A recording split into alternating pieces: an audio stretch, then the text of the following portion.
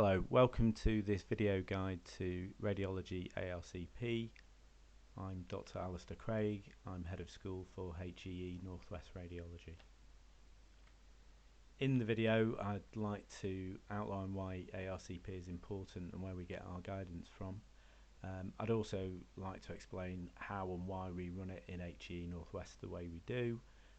Explain to trainers and trainees what evidence we require and how the e-portfolio hopefully should look, particularly as we've transferred over to Kaizen this year, and we'd like to clarify how we expect the portfolio to look when we come to ARCP.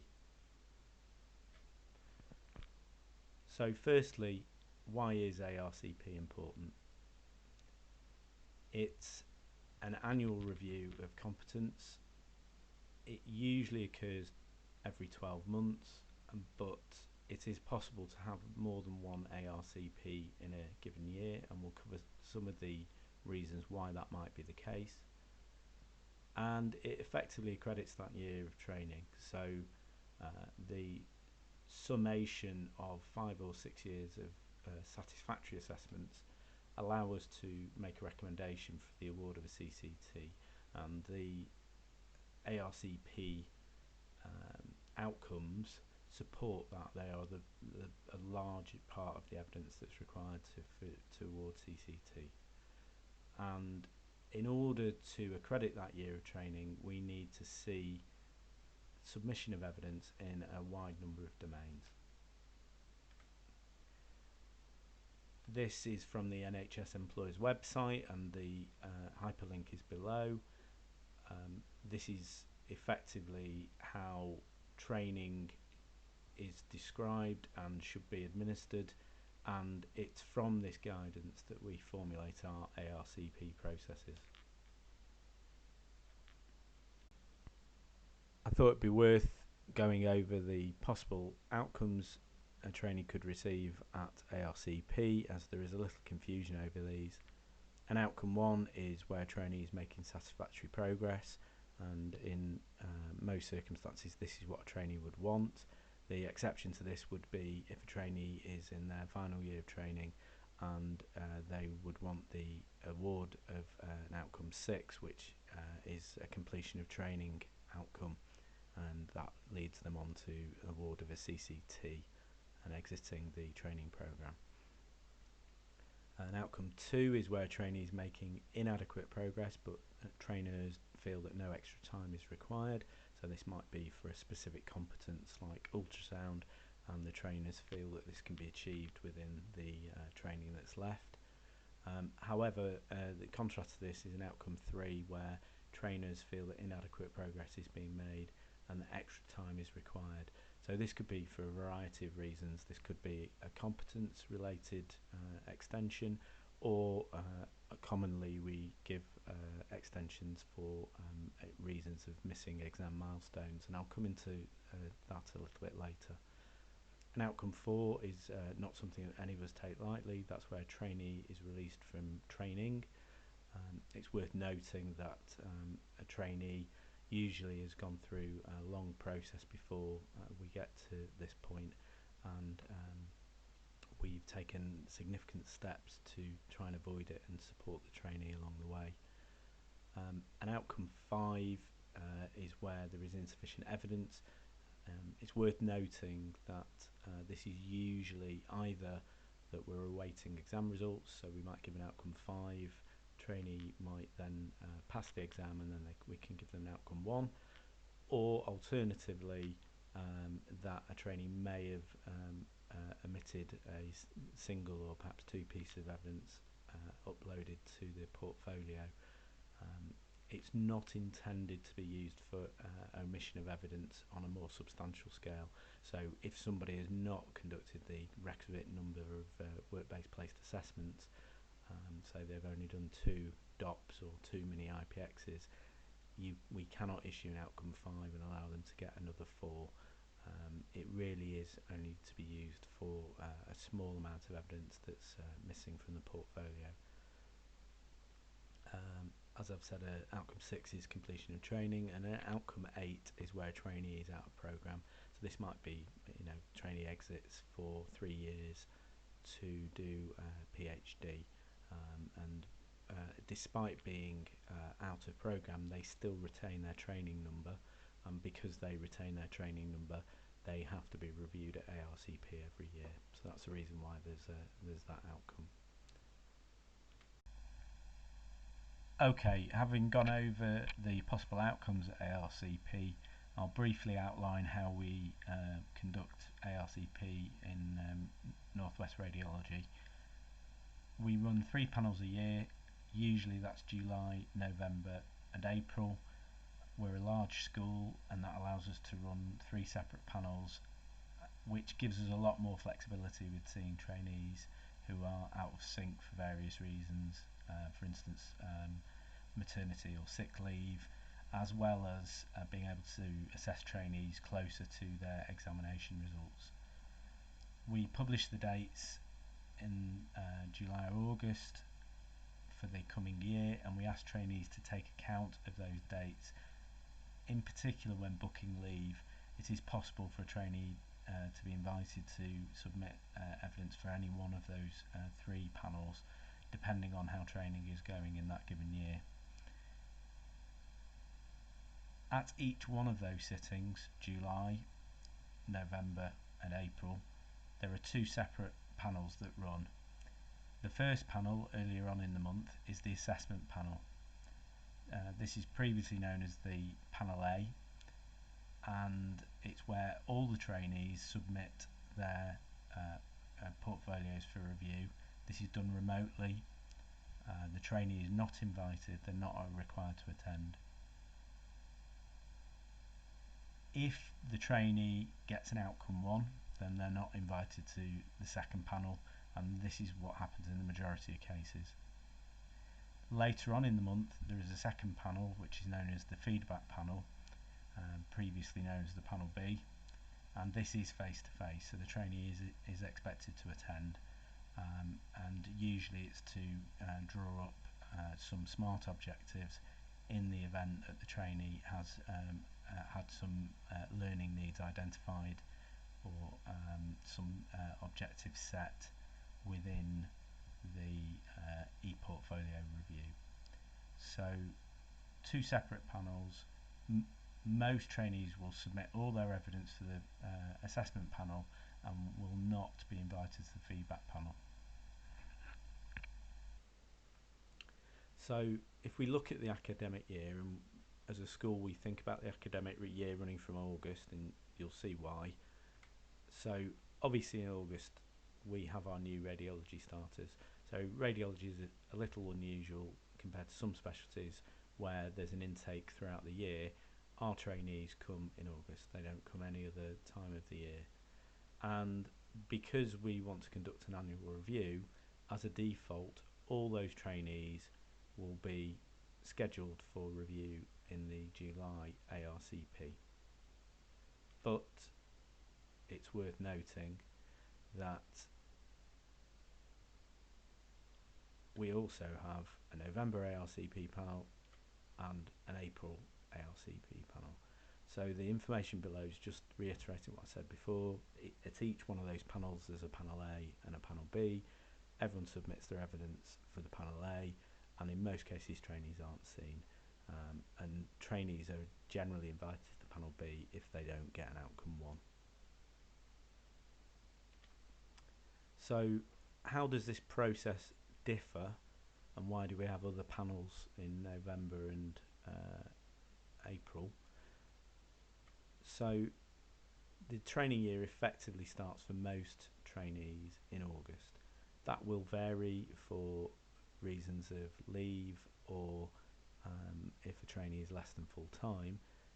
But if we think about the training year starting in August, if a trainee starts in August and then goes off work for any reason, whether that's maternity leave or sick leave, and then returns to work 6 months later, they are still scheduled for a July ARCP panel, and that means that they require all the evidence required for ARCP. However, only 6 months of that training year would be accredited. So in essence, August, September and October would be accredited, May, June and July would be accredited, and the trainee would effectively have only done 6 months of that year. The panel would then make an assessment of what training needs were, and the new ARCP review date would be determined by whatever milestones were needed to be obtained. So it would be normal for a trainee to go from a July ARCP panel and may get seen the following July, or if a trainee had additional training needs, they could be seen at one of the other panels. So let's look at what happens if a trainee is off while the panel sits.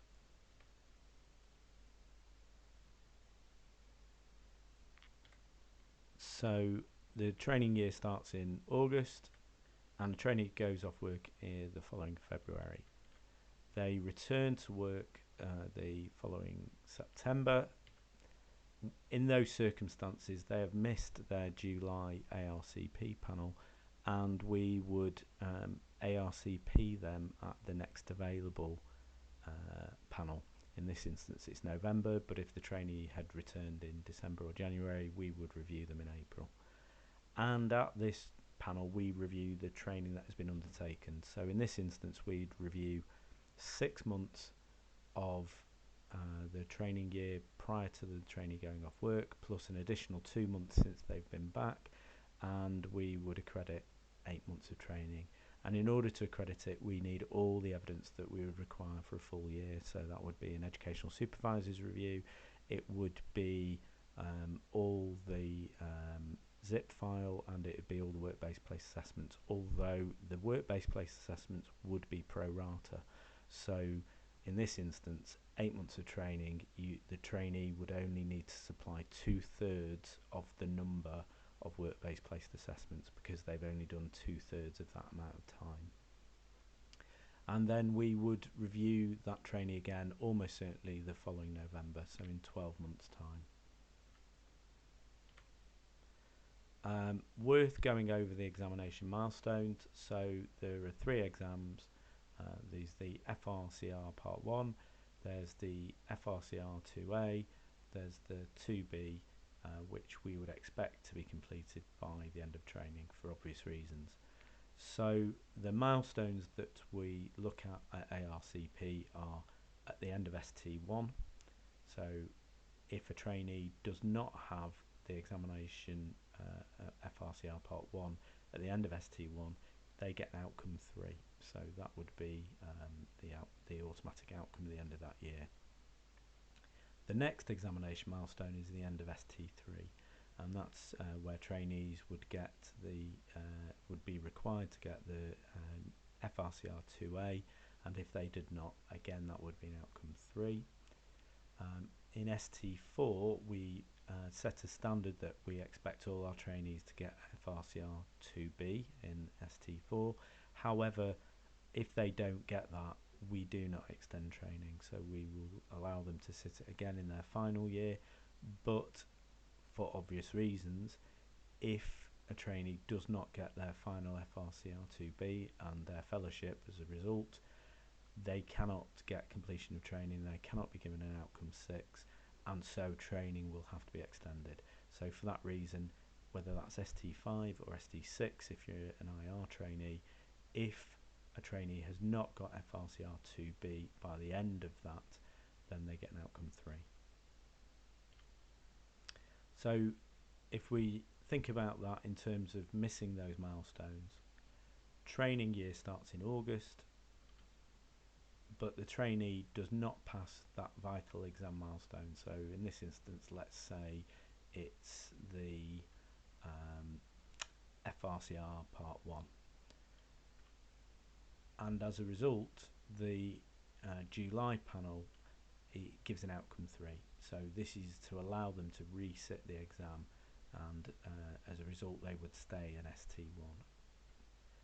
The trainee resits the exam in the following September and passes the exam, and then we would review the trainee in the November panel, and we would award them an outcome 1, assuming that the rest of the portfolio is satisfactory. So the trainee would have 12 months training assessed in July. We would set them in that July panel an objective of passing the exam, and the trainee would then hopefully pass the exam, be reviewed at the following November panel and given an outcome 1. So they would have August, September, October and November as outcome 3, so they would have a 4-month training extension, and then they would be given outcome 1, which would mean that they progress from ST1 to ST2 in November. And we would review almost certainly that trainee again the following November. So you can see from this, for the reasons of not passing exam milestones, and also for reasons of leave, whether that's maternity leave or whether that's sick leave, that we have a number of trainees who are out of sync with the July panel, and as a result of that we run additional panels in both November and April. So let's review the evidence required to give an outcome at ARCP. In order to give an outcome 1, particularly if it's an examination milestone, we need evidence of passing. So it is required that a trainee uploads their examination correspondence from the college, or if they've got the 2B, their FRCR certificate into their e-portfolio. We also need a satisfactory educational supervisor report, and I'll go into a little bit of detail about this. This is an educational supervisor's structured report. We need the correct number of work-based placed assessments, and we would review that, but so would the educational supervisor, and a satisfactory MSF. Additionally, trainees should submit a form R, both A and B, and something that we call zip file evidence. So senior trainees will be familiar with this, but more junior trainees may not be, and I'll just go into a little bit of detail about the zip file evidence.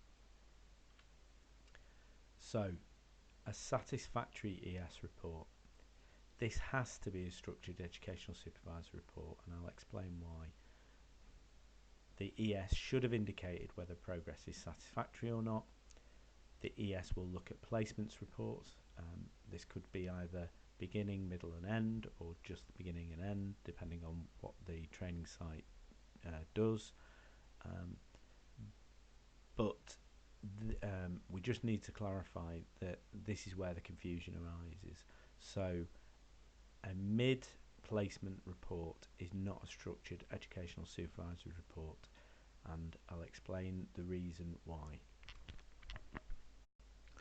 So we're in Kaizen, and I'm just going to show you Martin Swaley's e-portfolio, who's kindly given me permission to demonstrate some of the points that I want to make with regard to the educational supervisor's structured report. So I'm going to click on the timeline, and we select the timeline,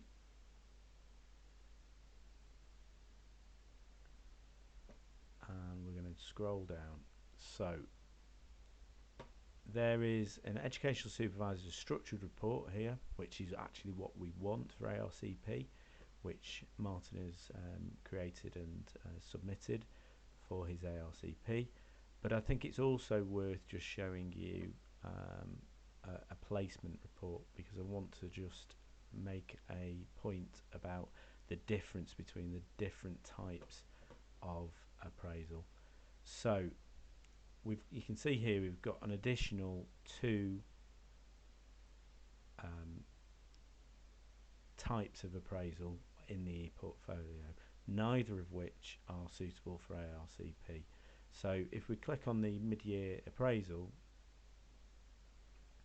you can see that Martin's progressing well, what needs to be addressed, any concerns, and scheduling of a new meeting. If we compare that with the educational supervisor's structured report, which Martin has submitted for his ARCP, you'll see some fundamental differences. So let's click on that. So Martin's educational supervisor has filled this in with Martin, and there is a declaration here that what Martin is working, whether it's full or less than full time, and the period that's covered by the report, as well as stating which posts Martin has worked during this training period. But in addition to this, if we scroll down the bottom, as well as the work-based placed assessments and other detailed information like the summary of the multi-source feedback, there is a statement here which summarises the trainee's progress during the period of the report, and it says achieving progress and competencies at above the expected rate, and this is the critical bit. So the reason why we need an educational supervisor's structured report is because the educational supervisor structured report details the dates of training that's being accredited, the posts where the trainee worked, whether they're working full-time or less than full-time, and whether they have achieved the competencies required. And there isn't another form that does that, which is why if you are undertaking ARCP, we need an educational supervisor structured report. So moving on from the educational supervisor report, there are also workplace assessments. These differ depending on what year a trainee is in and what curriculum they're on. So IR trainees do more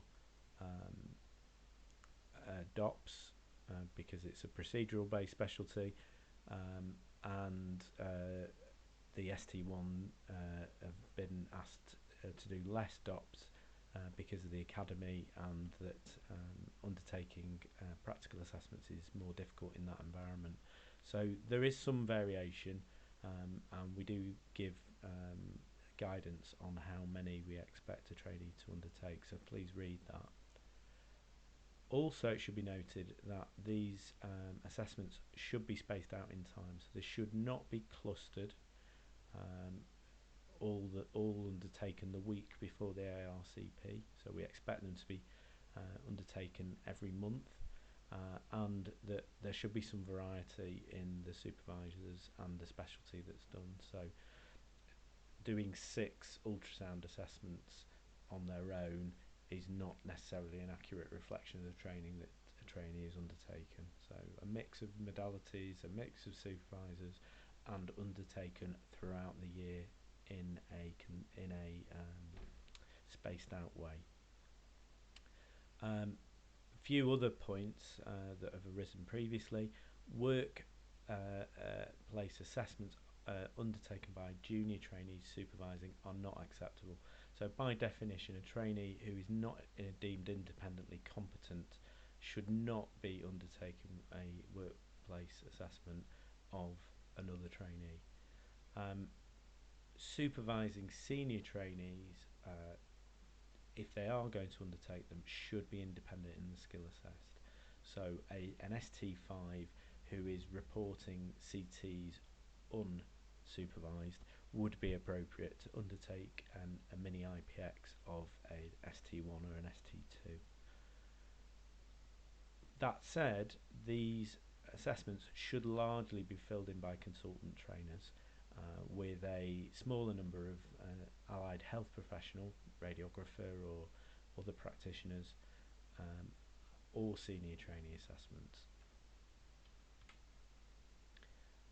As well as workplace assessments, we need a multi-source feedback. It needs to be completed and satisfactory, and a summary should be available in the supervisor's report. It is not necessary to undertake a multi-source feedback for every ARCP if you have multiple ARCPs in the same year. So you need one multi-source feedback every year, but at ARCP the multi-source feedback would be reviewed. And again, there should be a broad range of respondents, so consultants, again allied health professionals, admin staff and other trainees. If the mix of respondents is inappropriate, So if there are excessive number of trainees or no admin staff or no allied health professionals, this will result in an unfavourable outcome being given at ARCP. The multi-source feedback is intended to record a broad range of opinions of how a trainee interacts with different staff groups, and so it is important that all trainees obtain a minimum of the requisite number of each of those staff groups. And again, we give some guidance on that in our documentation, which you should read. Finally, the zip file. So we give some guidance about how to create a zip file if you've never done that, but I'm sure many of your colleagues would be able to tell you as well. And we ask that this evidence is submitted, and it needs to be submitted in this way because this makes it easier for the ARCP panel to review the evidence and ensure that it is present. It is in the trainee's interest to ensure it's in this format because often trainees structure their document library differently, and the panel sometimes cannot find the evidence even if it has been uploaded. So this is why we ask it to be submitted in the zip file format, and we ask that all the documents are labelled either in folders or individual files as 0102 all the way to currently 12. The other thing to note about this file format is that the individual files should be viewable on Windows. So the HEE offices do not have Mac equipment, and saving formats in pages and numbers and other formats result in us not being able to view evidence. So if you are a Mac user, please remember to save documents either as PDFs, docs or Excel spreadsheets.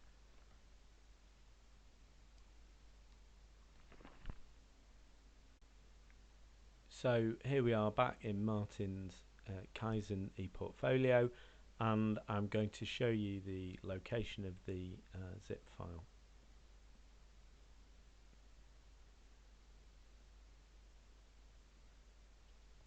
So I've clicked on the documents library, and you can see that Martin has submitted a number of folders with ARCP evidence, so ARCP evidence for 2017, ARCP evidence for 2018, and actually interestingly he's not created an ARCP 2019 folder, but he has submitted a zip file here which is clearly labelled ARCP 2019 zip. So that allows me to download it, and you can see it downloads automatically.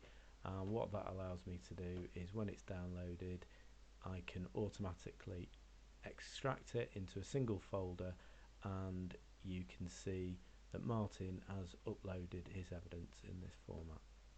So let's have a look at it. Let's take a look at the evidence that's contained within the zip file. Starting with 01, so 01 is the Form R. We require the trainees to submit both the Part A and the Part B. It's critical that trainees do this and complete it with all scope of practice on it, including locum work and private work, as well as any health, probity, investigations or incidents. They need to go on there, and that's mandatory. That's the GMC requirement.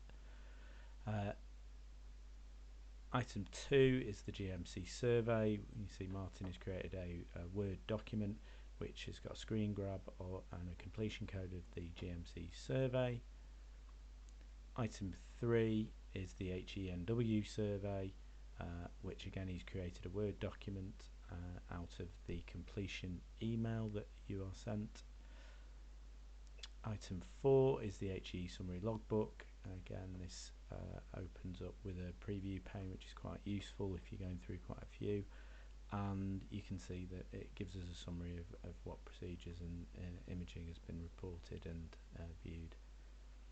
And as a result of that, we ask all trainees undertake a logbook reflection. You can see Martin has created a Word document. I'm not going to show it to you, but he has written about side and a half of A4 with reflections on what work he's done that year, what he feels he needs to do next year. Even though he's an ST6, he's identified some learning objectives for his consultant year. Item 6 is a PDP. You can see again he's extracted this as a screen grab out of Kaizen, but equally valid would be a Word document with a PDP outlined. Item 7 is an up-to-date CV, and we ask that it's kept current. It's important that any changes to CV are made contemporaneously. I think it's important that trainees maintain an up-to-date CV. You never know when you need one, and it's a lot easier doing it as you go along rather than trying to remember everything from the last 5 years when you need to make one. Item 8 is the leave forms, which I think most trainees will be familiar with, and it's essential that these are filled in and are correct. Item 9 is teaching attendance. We are working on an electronic register, but in the interim what we ask is that trainees create an attendance list of everything that they have attended and submit that either in an Excel spreadsheet, as Martin has done, or in a Word document. And then finally, item 10, as you can see, Martin has been admitted to the college and has uploaded a photocopy of his certificate, as well as item 11, which is the Keel Management Course attendance certificate. Moving on from the ARCP zip file, some places you can get additional information. So I've already given you the web address of where you can download the Gold Guide. Worth a read if you've any concerns or questions about process. We also produce our own ARCP appendices, which I'll show you what they look like, but also you can get them either from the HE Northwest team, the Radiology HE email address, or you can download them off the NWSOR website. So if we look at the ARCP 1920 appendices, which I've just updated, you can see there are actually normally 6 appendices. So Appendix E is missing, which is the dates for next year, which will be published shortly. So in Appendix 1 you can see the trainee examination progression grid. In Appendix B it gives a bit of advice about e-portfolio maintenance. Appendix C gives you some additional guidance around workplace-based assessments, the number of DOPs, IPXs, and around the mix of raters that we talked about earlier in the video. Appendix D again reiterates the advice about the Educational Supervisor's structured report, and Appendix F is that list of zip file evidence that we require. And then for each of the training years we've got a checklist which details the number of work-based placed assessments that we expect. So if you've any questions or any queries about the number of work-based placed assessments that you should be undertaking, this is really the first port of call for finding out what information you need to provide. I hope that's been helpful. If there are any questions, please feel free to email me. We're trying to make sure that the instructions we're giving are as clear as possible so that we can give as many trainees as possible the correct outcome first time. So if you feel there's any information missing that would be helpful, please let me know. Thank you very much for your attention.